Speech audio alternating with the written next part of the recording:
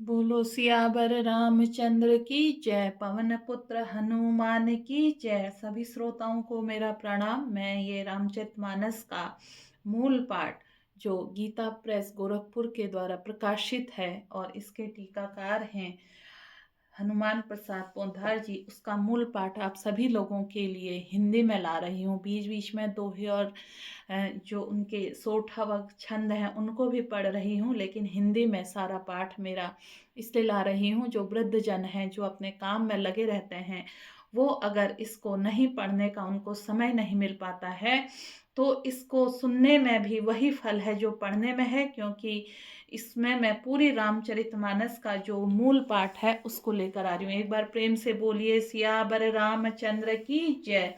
आइए आज का पाठ शुरू करते हैं।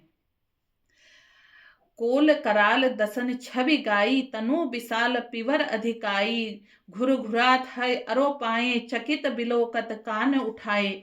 यह तो सुअर के भयानक दांतों की शोभा कही गई है, इधर उसका शरीर भी बहुत ही विशाल और मोटा था। घोड़े की आहट पार कर वह घुरघुराता हुआ कान उठाए चौकन्ना होकर देख रहा था।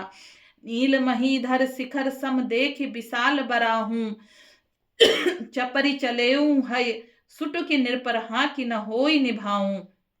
नील पर्वत के शिखर के समान विशाल शरीर वाले उस सुअर को देखकर राजा के घोड़े को चाबुक लगाकर तेजी से चला और उसने सुअर को ललकारा कि अब तेरा बचाव नहीं हो सकता। आवत देखी अधिक रवबाजी, चलेऊ बरा मरुत गति भाजी। तुरत किन्ह नृप सर संधाना, मही मिली गयों बिलोकत बाना।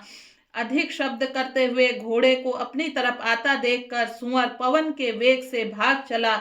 राजा ने तुरंत ही बाण को धनुष पर चढ़ाया। सुअर बाण को देखते ही धरती में दुबक गया।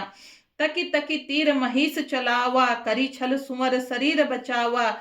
प्रगटत तुरत जाई मृग भागा, ऋषि बस भूप चलेऊ संग लागा। राजा तक तक कर तीर चलाता है, परंतु सुअर छल करके शरीर को बचाता जाता है। वह पशु कभी प्रकट होता है, कभी छिपता हुआ भाग जाता था और राजा भी क्रोधवश उसके मुख के पीछे चला जाता था। गयऊं दूरी घनी गहन बराहूं, जह नाहिन गज बाजी निबाहूं। अति अकेल बन विपुल कलेशु, तदपि न मृग मन तजई नरेशु। सुअर बहुत दूर ऐसे घने जंगल में चला गया जहां हाथी घोड़े का निबाह गम नहीं था। राजा बिल्कुल अकेला था और वन में कलेश भी बहुत था, फिर भी राजा ने उस पशु का पीछा नहीं छोड़ा। कोल बिलो की भूप बड़ धीरा, भागी बैठ गिरी गुहा गभीरा।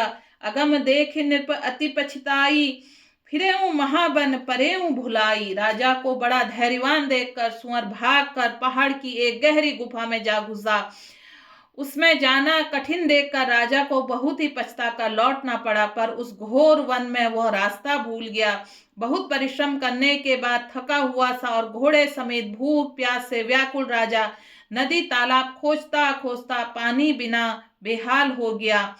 फिरिन विपिन आश्रम तह एक देखा, तह बस नृपति कपट मुनिवेशा। जासु देश नृपलीन छुड़ाई, समर सेन तजी गयों पराई। वन में फिरते फिरते उसने एक आश्रम देखा। वहां कपट से मुनि का वेश बनाए एक राजा रहता था, जिसका देश राजा प्रताप भानु ने छीन लिया और जो सेना को छोड़कर युद्ध से भाग गया था। समय प्रताप भानु कर जानी, आपन अति असमय अनुमानी। गयो न ग्रह मन बहुत गलानी, मिला न राजहि नृप अभिमानी। प्रताप भानु का समय अच्छे दिन जानकर और अपना कुछ समय बुरे दिन का अनुमान कर उससे मन में बड़ी गलानी हुई। इससे वह न तो घर गया, न अभिमानी होने के कारण राजा प्रताप भानु से ही मिला। ऋषि उर मारी रंक झिमि राजा, विपिन बसई तापस के साजा। तासु समीप गवन नृप कीन्हा, यह प्रताप रम्मी तही तप चीना। दरिद्रता की भांति मन में ही क्रोध मारकर वह राजा तपस्वी के वेश में वन में रहता था। राजा प्रताप भानु उसी के पास गया। उसने तुरंत पहचान लिया, यह प्रताप भानु है।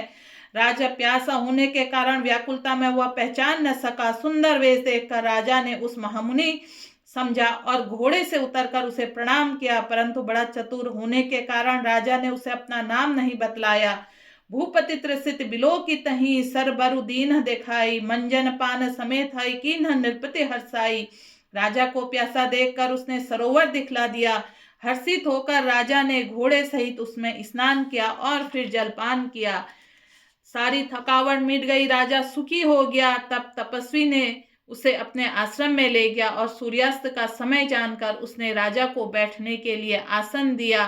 फिर वह तपस्वी कोमल वाणी से बोला, को तुम्ह कस बन फिरऊं अकेले, सुंदर जुबा जीव पर हेले। चक्रवर्ती के लक्षण तोरे, देखत दया लागी अति मोरे। तुम कौन हो सुंदर युवक होकर, जीवन की परवाह न करके वन में अकेले क्यों फिर रहे हो। तुम्हारे चक्रवर्ती राजा के से लक्षण देखकर मुझे बड़ी दया आती है। नाम प्रताप भानु अवनीसा, तासु सचिव मैं सुनहु मुनीसा। फिरत अहेर परेऊ भुलाई, बड़े भाग देखऊं पद आई। राजा ने कहा, हे मुनीश्वर सुनिए, प्रताप भानु नाम का एक राजा है, मैं उसका मंत्री हूं। शिकार के लिए फिरते फिरते यह राह भूल गया। बड़े भाग्य से यहाँ आकर मैंने आपके चरणों के दर्शन पाए हैं। हम का दुर्लभ दरस तुम्हारा, जानत हो कछु भल हो निहारा। कहत मुनि तात भयऊ अधियारा, जो जन सत्रे नगरु तुम्हारा। हमें आपका दर्शन दुर्लभ था, इससे जान पड़ता है कि कुछ भला होने वाला है। मुनि कहाँ है? हे तात, अंधेरा हो गया, तुम्हारा नगर यहाँ से बहुत दूर है। हे सुजान सुनो, घोर अंधेरी रात है, घना जंगल है, रास्ता नहीं है। ऐसा समझकर तुम आज यहीं ठहर जाओ, सवेरे होते ही चले जाना। तुलसीदास जी कहते हैं, जैसी भक्ति होनहार होती है वैसे ही सहायता मिल जाती है। या तो वह आप ही उसके पास आती है या उसको वहां ले जाती है। हे नाथ, बहुत अच्छा। ऐसा कहकर उसकी आज्ञा सिर चढ़ाकर घोड़े को वृक्ष से बांधकर राजा बैठ गया। राजा ने उसकी बहुत प्रकार से प्रशंसा की और उसके चरणों की वंदना करके अपने भाग्य की सराहना की। पुनि बोले मृदु गिरा सुहाई, जानी पिता प्रभु करऊं ढिठाई। मोहि मुनीस सुन सेवक जानी, नाथ नाम जिज कहूं बखानी। फिर सुंदर कोमल वाणी से कहा, हे प्रभु, आपके पिता जानकर मैं ढिठाई करता हूँ। हे मुनीश्वर, मुझे अपना पुत्र और सेवक जानकर अपना नाम धाम विस्तार से बतलाइए। राजा ने उसको नहीं पहचाना, पर वह राजा को पहचान गया था। राजा ने शुद्ध हृदय था और वह कपट करने में चतुर था। एक तो बैरी, फिर जाति का क्षत्रिय और फिर राजा। वह छल बल से अपना काम बनाना चाहता था। समुझी राज सुख दुखित अराती, अवा अनल इव सुल गई छाती। सरल बचन नृप के सुनि काना, बैर संहारे हृदय हर्षाना। वह शत्रु अपने राज्य सुख को समझ करके स्मरण करके दुखी था। उसकी छाती कुम्हार के आंव के समान आग की तरह भीतर ही भीतर सुलग रही थी। राजा के सरल वचन कान से सुनकर अपने वैर को याद करके वह हृदय में हर्षित हुआ। कपट बोरी बानी मृदुल बोलेऊं, जुगति समेत नाम हमार भिकारी, अब निर्धन रहित निकेत। वह कपट में डुबोकर बड़ी युक्ति के साथ कोमल वाणी में बोला, अब हमारा नाम भिकारी है, क्योंकि हम निर्धन हैं, अनिकेत हैं, घर द्वारहीन हैं। राजा ने कहा, जो आपके सदृश विज्ञान के निधान और सर्वथा अभिमान रहित होते हैं, वो अपने स्वरूप को सदा छिपाए रहते हैं, क्योंकि कुएस बनाकर रहने में ही सबकी तरह का कल्याण है। प्रकट संत वेश में मान होने की संभावना है और मान से पतन की।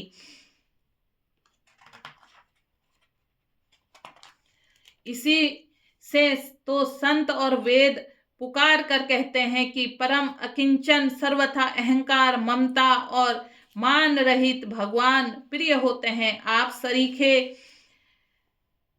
निर्धन, भिकारी और गृहहीनों को देखकर ब्रह्मा और शिवजी को भी संदेह हो जाता है कि वे वास्तविक संत हैं या भिकारी।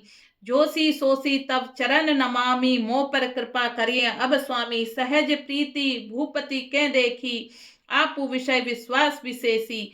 आप जो सो हो अर्थात जो कोई भी हो, मैं आपके चरणों को नमस्कार करता हूँ। स्वामी, अब मुझ पर कृपा कीजिए। अपने ऊपर राजा की स्वाभाविक प्रीति और अपने विषय पर उससे अधिक विश्वास देखकर सब प्रकार राजही अपनाई। बोलेऊं अधिक स्नेह जनाई, सुन सती भाऊ कहूं महिपाला। यहाँ बसत बीते बहु काला। सब प्रकार से राजा को अपने वश में करके अधिक स्नेह दिखाता हुआ वह कपट तपस्वी बोला, हे राजन सुनो, मैं तुमसे सत्य कहता हूँ, मुझे यहाँ रहते हुए बहुत समय बीत गया। अब तक तो न जाने कोई मुझसे मिला और न मैं अपने किसी पर प्रकट करता हूँ, क्योंकि लोक में प्रतिष्ठा अग्नि के समान है, जो तप रूपी वन को भस्म कर डालती है।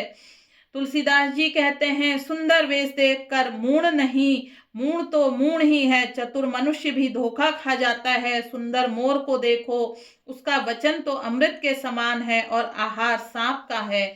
कपट तपस्वी ने कहा, इसी से मैं जगत में छिप कर रहता हूँ, श्री हरि को छोड़कर किसी से कुछ भी प्रयोजन नहीं रखता।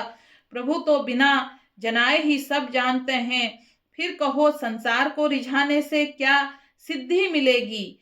तब तुम्हा सुचि सुमति परम प्रिय मोरे, प्रीति प्रीति मोहे पर तोरे। अब जो तात दुराऊं तो ही दारुण दोष घटई अति मोही। तुम पवित्र और सुंदर बुद्धि वाले हो, इससे मुझे बहुत ही प्यारे हो। तुम्हारी तो मुझ पर प्रीति और विश्वास है। हे तात, अब यदि मैं तुमसे कुछ छिपाता हूँ तो मुझे बहुत ही भयानक दोष लगेगा। जिमि जिमि तापसु कथई उदासा, तिमि तिमि निर्पही उपज विश्वासा। देखा स्वबस कर्म मन बानी, तब बोला तापस बग ध्यानी। जो जो वह तपस्वी उदासीनता की बातें कहता था, त्यों त्यों राजा का विश्वास उत्पन्न होता जाता था। जब उस बगुले की तरह ध्यान लगाने वाले कपटी मुनि ने राजा को कर्म मन और वचन से अपने वश में जाना, तब वह बोला, नाम हमारा एक तनु भाई, सुनि नृप बोले पुनि सिरुनाई। कहूँ नाम कर अरत बखानी, मोहि सेवक अति आपन जानी। हे भाई, हमारा नाम एक तनु है। यह सुनकर राजा ने फिर से नवा कर कहा, मुझे अपना अत्यंत अनुरागी सेवक जानकर अपने नाम का अर्थ समझा कर कहिए। आदि सृष्टि उपजई जब ही, तब उत्पत्ति भय मोरी। नाम एक तनु हेति ते ही, देह न धरी बहोरी। कपटी मुनि ने कहा, जब सबसे पहले सृष्टि उत्पन्न हुई थी तब मेरी उत्पत्ति हुई थी, तब से मैंने फिर दूसरी देह नहीं धारण की, इसी से मेरा नाम एक तनु है। हे पुत्र, मन में आश्चर्य मत करो, तब से कुछ भी दुर्लभ नहीं है। तप के बल से ब्रह्मा ने जगत को रचते हैं, तप ही के बल से विष्णु संसार का पालन करने वाले हैं। तप बल शंभु करहि संहारा, तपते आगम न कछु संसारा। भयउ नृपहि सुनि अति अनुरागा, कथा पुरातन कहे सोलागा। तप ही के बल से रुद्र संहार करते हैं। संसार में कोई ऐसी वस्तु नहीं जो तप से न मिल सके। वह सुनकर राजा को बड़ा अनुराग हुआ। तब वह तपस्वी की पुरानी कथाएं कहने लगा। कर्म धर्म इतिहास अनेका, करई निरूपण विरति विवेका। उद्भव पालन प्रलय कहानी, कहे सी अमित अचरज बखानी। कर्म धर्म के अनेकों प्रकार से इतिहास कहकर वह वैराग्य और ज्ञान का निरूपण करने लगा। सृष्टि की उत्पत्ति, पालन, स्थिति, संहार, प्रलय की अपार आश्चर्य भरी कथाएं उसने विस्तार से कही। सुनि महीप तापस बस भयऊ, आपन नाम कहन सब लयऊ। कह तापस नृप जानहु तो ही, किन्हु कपट लाग भल मोही। राजा सुनकर उस तपस्वी के वश में हो गया और वह तब उसने अपना नाम बताने लगा। तपस्वी ने कहा, राजन, मैं तुमको जानता हूं, तुमने कपट किया है, वह मुझे अच्छा लगा। हे राजन सुनो, ऐसी नीति है कि राजा लोग जहां तहां अपना नाम नहीं कहते। तुम्हारी वही चतुराई समझकर तुम पर मेरा बड़ा प्रेम हो गया। नाम तुम्हारा प्रताप दिनेसा, सत्य केतु तब पिता नरेसा। गुरु प्रसाद सब जाने राजा, कहीं न आपन जानिय काजा। तुम्हारा नाम प्रताप भानु है, महाराज सत्य केतु तुम्हारे पिता थे। हे राजन, गुरु की कृपा से मैं सबको जानता हूँ और अपनी हानि समझकर कहता नहीं हूँ। देखी तात तब सहज सुधाई, प्रीति प्रीति नीति निपुनाई। उपजी परी ममता मन मोरे, कहूँ कथा निज पूछे तोरे। हे तात, तुम्हारी स्वाभाविक सीधापन, सरलता, प्रेम, विश्वास और नीति में निपुणता देखकर मेरे मन में तुम्हारे ऊपर बड़ी ममता उत्पन्न हो गई है, इसलिए मैं तुम्हारे पूछने पर अपनी कथा कहता हूँ। अब प्रसन्न मैं संशय नाही, मांगू जो भूप भाव मन माही। सुनी सुबचन भूपति हरसाना, गही पद विनय की न विधि नाना। अब मैं प्रसन्न हूं, इसमें संदेह न करना। हे राजन, जो मन के भाव वही मांग लो। सुंदर प्रिय वचन सुनकर राजा हर्षित हो गया और मुनि के पैर पकड़कर उसने बहुत ही प्रकार से विनती की। कृपा सिंधु मुनि दर्शन तोरे, चारि पदारथ करतल मोरे। प्रभु ही तथापि प्रसन्न बिलो की, मांगी अगंबर हूँ होई असोकी। हे दया सागर मुनि, आपके दर्शन से चारों पदार्थ अर्थ धर्म काम और मोक्ष मेरी मुट्ठी में आ गए हैं। तो भी स्वामी को प्रसन्न देखकर मैं यह दुर्लभ वर मांगकर क्यों न शोक रहित हो जाऊं। जरा मारन दुख रहित तनु समर जिते जनिको। एक छत्र रिपुहीन मही राज कलप सत होऊं। मेरा शरीर वृद्धावस्था मृत्यु और दुख से रहित हो जाए, मुझे युद्ध में कोई जीत न सके और पृथ्वी मेरा 100 कल्प तरु एक छत्र अकट्य राज्य हो। कहत आपस नृप ऐसे ही हूँ, कारण एक कठिन सुनु सोऊं। कलहूं तो पद नाई सीसा, एक विप्र कुल छाड़ी महिषा। हे तपस्वी ने कहा, हे राजन, ऐसा ही हो, एक बात कठिन है, उसे भी सुन लो। हे पृथ्वी के स्वामी, केवल ब्राह्मण कुल को छोड़ काल भी तुम्हारे चरणों में सिर नवाएगा। तब बल विप्र सदा बरियारा, तीन्ह के कोप न कहूं रखवारा। जो विप्र प्रन बस करहूं नरेशा, तोहु तुहु बस विधि विष्णु महेशा।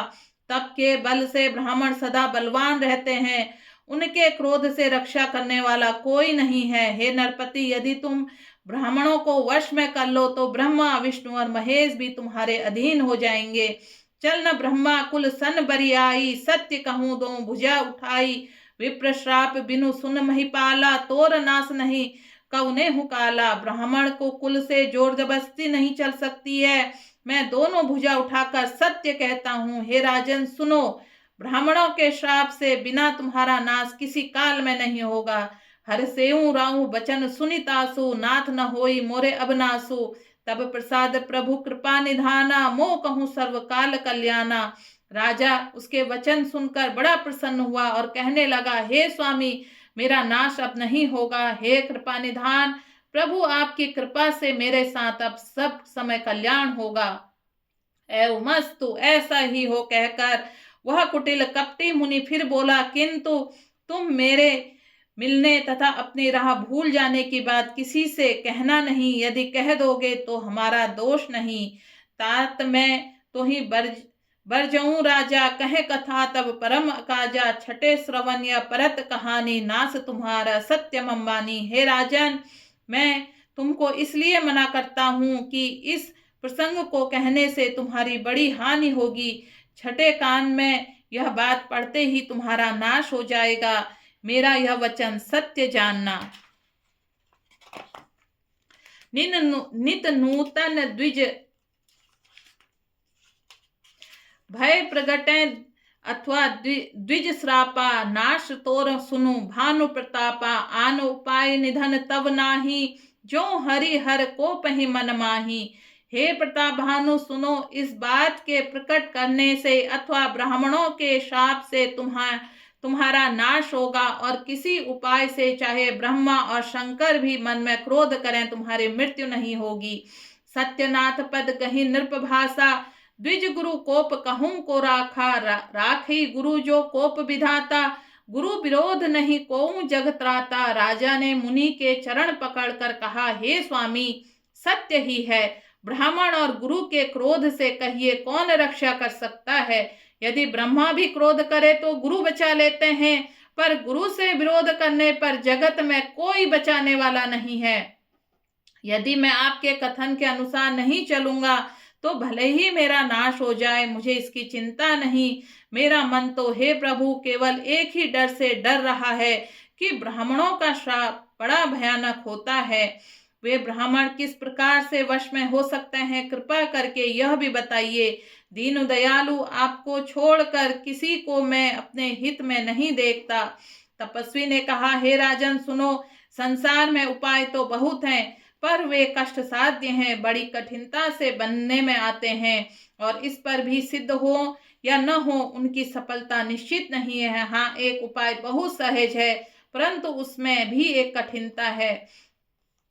मम आधीन जुगत नृप सोई, मोर जाप तब नगर न होई। आजु लगे अरु जब तय भयहूँ, काहू के ग्रह ग्राम न गयऊँ। हे राजन, वह युक्ति तो मेरे हाथ में है, पर मेरा जाना तुम्हारे नगर में नहीं हो सकता। जब मैं पैदा हुआ हूँ तब से आज तक किसी के घर अथवा गांव नहीं गया हूँ, परंतु यदि नहीं जाता हूँ तो तुम्हारा काम बिगड़ता है। आज यह बड़ा असमंजस आ पड़ा है। यह सुनकर राजा कोमल वाणी से, हे नाथ, वेदों में ऐसी नीति कही है कि बड़े स्नेहु लघुनः पर करही, गिरि निज श्रीनि सदा तृण धरही, जलधि अगाध मौलि फल बेहूं, संतत धरनी धरत सिर रेणु। बड़े लोग छोटों पर स्नेह करते ही हैं। पर्वत अपने सिरों पर सदा तृण घास को धारण किए रहते हैं। अगाध समुद्र अपने मस्तक पर फेन को धारण करता है और धरती अपने सिर पर सदा धूलि को धारण करती है। ऐसा कहकर राजा ने मुनि के चरण पकड़ लिए और कहा, हे स्वामी, कृपा कीजिए, आप संत हैं, दीन दयालु हैं, अतः हे प्रभु, मेरे लिए इतना कष्ट अवश्य सहिए। राजा को अपने अधीन जानकर कपट प्रवीण तपस्वी बोला, हे राजन सुनो, मैं तुमसे सत्य कहता हूँ, जगत में मुझे कुछ भी दुर्लभ नहीं है। मैं तुम्हारा काम अवश्य करूंगा, क्योंकि तुम मन, वाणी और शरीर तीनों से मेरे भक्त हो। पर योग, युक्ति, तप और मंत्र का प्रभाव तभी फलीभूत होता है जब वे छिपा कर किए जाते हैं। हे नरपति, मैं यदि रसोई बनाऊं और तुम उसे परोसो और मुझे कोई जानने न पावे, तो उस अन्न को जो जो खाएगा सो सो तुम्हारा आज्ञाकारी बन जाएगा। यही नहीं, उन भोजन करने वालों के घर में जो कोई भोजन करेगा, हे राजन सुनो, वह तुम्हारे अधीन हो जाएगा। हे राजन, जाकर यह उपाय करो और वर्ष भर भोजन का संकल्प कर लेना। नित नए 1,00,000 ब्राह्मणों को कुटुंब सहित निमंत्रित करना। मैं तुम्हारे संकल्प के काल अर्थात 1 वर्ष तक प्रतिदिन भोजन बनाकर दिया करूंगा। हे राजन, इस प्रकार से बहुत थोड़े परिश्रम से सब ब्राह्मण तुम्हारे वश में हो जाएंगे। ब्राह्मण हवन, यज्ञ और सेवा पूजा करेंगे तो उस प्रसंग के संबंध से देवता भी सहज ही वश में हो जाएंगे। मैं एक और पहचान तुमको बताए देता हूँ कि मैं इस रूप में कभी न आऊंगा। हे राजन, मैं अपनी माया से तुम्हारे पुरोहित को हर लाऊंगा। तप के बल से उसे अपने समान बनाकर 1 वर्ष तक यहीं रखूंगा। और हे राजन सुनो, मैं उसका रूप बनाकर सब प्रकार से तुम्हारा काम सिद्ध करूंगा। हे राजन, रात बहुत बीत गई है, अब सो जाओ। आज से तीसरे दिन मुझसे तुम्हारी भेंट होगी। तप के बल से मैं घोड़े सहित तुमको सोते ही मैं घर पहुंचा दूंगा। मैं वही पुरोहित का वेश धर कर आऊंगा। जब एकांत में तुमको बुलाकर सब कथा सुनाऊंगा, तब तुम मुझे पहचान लेना। राजा ने आज्ञा मानकर शयन किया। वह कपट ज्ञानी आसन पर जा बैठा। राजा थका था, उसे खूब गहरी नींद आ गई। वह कपटी कैसे सोता, उसे बहुत चिंता हो रही थी। काल के तु निशिचर तह आवा, जहीं सुकर होय नृप भुलावा। परम मित्र तापस नृप केरा, जानई सो नित अति कपट घनेरा। उसी समय वह काल केतु राक्षस आया, जिसने सुअर बनाकर राजा को भटकाया था। वह तपस्वी राजा का बड़ा मित्र था और खूब छल प्रपंच जानता था।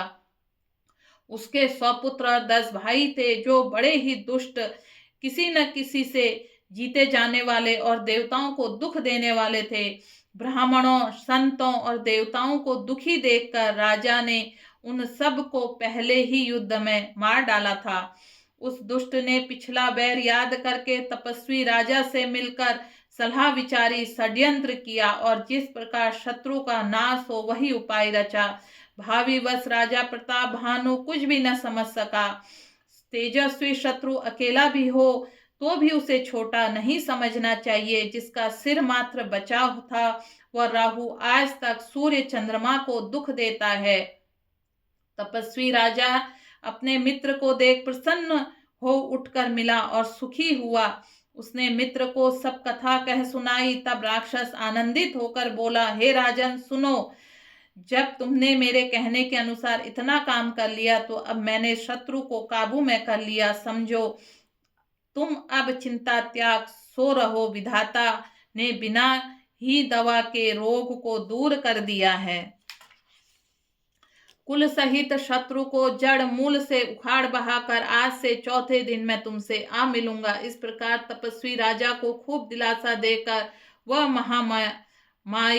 महामायावी और अत्यंत क्रोधी राक्षस चला गया। उसने प्रताप भानु को राजा को घोड़े सहित क्षण भर में घर पहुंचा दिया। राजा को रानी के पास सुलाकर घोड़े को अच्छी तरह से घुड़साल में बांध दिया। फिर वह राजा के पुरोहित को उठाकर ले गया और माया से उसकी बुद्धि को भ्रम में डालकर उसने पहाड़ की खोह में लाकर रखा। वह आप पुरोहित का रूप बनाकर उसके सुंदर सेज पर जा लेटा। राजा सवेरे होने से पहले ही जागा और अपना घर देखकर उसे बड़ा ही आश्चर्य माना। मन में मुनि की महिमा का अनुमान करके वह धीरे से उठा जिससे रानी न जान पावे। फिर उसी घोड़े पर चढ़कर वन को चला गया। नगर के किसी भी स्त्री पुरुष ने नहीं जाना। दोपहर बीत जाने पर राजा आया। घर घर में उत्सव होने लगे और बधावा बजने लगा। जब राजा ने पुरोहित को देखा तब वह अपने उसी कार्य को स्मरण करके उसे आश्चर्य से देखने लगा। राजा को 3 दिन युग के समान बीते। उसकी बुद्धि कपटी मुनि के चरणों पर लगी रही। निश्चित समय पर जानकर पुरोहित बना हुआ राक्षस आया और राजा के साथ की हुई गुप्त सलाह के अनुसार उसने अपने सब विचार उसे समझा कर कह दिए। संकेत के अनुसार गुरु को उस रूप में पहचान कर राजा प्रसन्न हुआ। भ्रमवश उसे चेत न हो रहा कि वह तापस मुनि है या कालकेतु राक्षस। उसने तुरंत 1 लाख उत्तम ब्राह्मणों को कुटुंब सहित निमंत्रण दे दिया। पुरोहित ने 6 रस और 4 प्रकार के भोजन, जैसा कि वेदों में वर्णन है, बनाए। उसने मायामयी रसोई तैयार की और इतने व्यंजन बनाए जितना कोई गिन नहीं सकता था। अनेक प्रकार के पशुओं का मांस पकाया। उसमें उस दुष्ट ब्राह्मणों का मांस मिला दिया। तब ब्राह्मणों को भोजन के लिए बुलाया और चरण धोकर आदर सहित बिठाया। ज्यों ही राजा परोसने लगे उसी काल केतु से आकाशवाणी हुई, हे ब्राह्मणों, उठो, उठकर अपने घर जाओ। यह अन्न मत खाओ, इसके खाने से बड़ी हानि है। रसोई में ब्राह्मणों का मांस बना है। आकाशवाणी का विश्वास मानकर सब ब्राह्मण उठ खड़े हुए। राजा व्याकुल हो गया, परंतु उसकी बुद्धि मोह में भूली हुई थी। होनहार वश उसके मुंह से एक भी बात न निकली। तब ब्राह्मण क्रोध सहित बोल उठे। उन्होंने कुछ भी विचार नहीं करा। अरे मूर्ख राजा, तू जाकर परिवार सहित राक्षस हो। हे नीच क्षत्रिय, तूने तो परिवार सहित ब्राह्मणों को बुलाकर उन्हें नष्ट करना चाहा था। ईश्वर ने हमारे धर्म की रक्षा की, अब तू परिवार सहित नष्ट होगा। 1 वर्ष के भीतर तेरा नाश हो जाए। तेरे कुल में कोई पानी देने वाला तक न रहेगा। श्राप सुनकर राजा भय के मारे अत्यंत व्याकुल हो गया। फिर सुंदर आकाशवाणी हुई, हे ब्राह्मणों, तुमने विचार कर श्राप नहीं किया। राजा ने कुछ भी अपराध नहीं किया था। आकाशवाणी सुनकर सब ब्राह्मण चकित हो गए। तब राजा वहां गया जहां अन्न भोजन बना था। देखा वहां न भोजन था, न रसोईया ब्राह्मणी था। तब राजा मन में अपार चिंता करता हुआ लौटा। उसने ब्राह्मणों को सब वृतांत सुनाया। बड़ा ही भयभीत और व्याकुल होकर वह पृथ्वी पर गिर पड़ा। हे राजन, यद्यपि तुम्हारा दोष नहीं है तो भी होनहार नहीं मिटता। ब्राह्मणों का श्राप बहुत ही भयानक होता है। यह किसी भी ताले टल नहीं सकता है। ऐसा कहकर सब ब्राह्मण चले गए। नगरवासियों ने जब यह समाचार पाया तो चिंता करने लगे और विधाता को दोष देने लगे। जिसने हंस बनाते बनाते कौवा कर दिया, ऐसी पुण्यात्मा राजा को देवता बनाना चाहिए था, सो राक्षस बना दिया। पुरोहितों को उसके घर पहुंचकर असुर कालकेतु ने कपटी तपस्वी की खबर दी। उस दुष्ट ने जहां तहां पत्र भेजे जिसमें सब वैर राजा सेना सजाकर चढ़ दौड़े और उन्होंने डंका बजाकर नगर को घेर लिया। नित्य प्रति अनेक प्रकार की लड़ाइयां होने लगी। प्रताप भानु सब योद्धा सूरवीरों की करनी के करके रण में जूझ कर मरे। राजा भी भाई सहित खेत में रहा। सत्यकेतु के कुल में कोई नहीं बचा। ब्राह्मणों का श्राप झूठा कैसे हो सकता था। शत्रु को जीत कर नगर में फिर से बसाकर सब राजा विजय और यश पाकर अपने अपने नगर को चले गए। याकलव्य जी कहते हैं, हे भरद्वाज सुनो, विधाता जब जिसके विपरीत होते हैं तब उसके लिए धूल सुमेरु पर्वत के समान भारी और कुचल डालने वाली, पिता यम के समान काल रूप और रस्सी सांप के समान काट खाने वाली हो जाती है। हे मुनि सुनो, समय पाकर वही राजा परिवार सहित रावण नामक राक्षस हुआ। उसके 10 सिर और भी 20 भुजाएं थी और वह बड़ा प्रचंड सुरवीर था। अरिमर्दन नामक जो राजा को छोटा भाई था वह बल का धाम कुंभकर्ण हुआ। उसका जो मंत्री था जिसका नाम धर्मरुचि था वह रावण का सौतेला छोटा भाई हुआ। उसका विभीषण नाम था जिसे सारा जगत जानता है। वह विष्णु भक्त और ज्ञान विज्ञान का भंडार था। और जो राजा के पुत्र और सेवक थे वे सभी बड़े भयानक राक्षस हुए। एक बार प्रेम से बोलो सियावर रामचंद्र की जय। पवन पुत्र हनुमान की जय।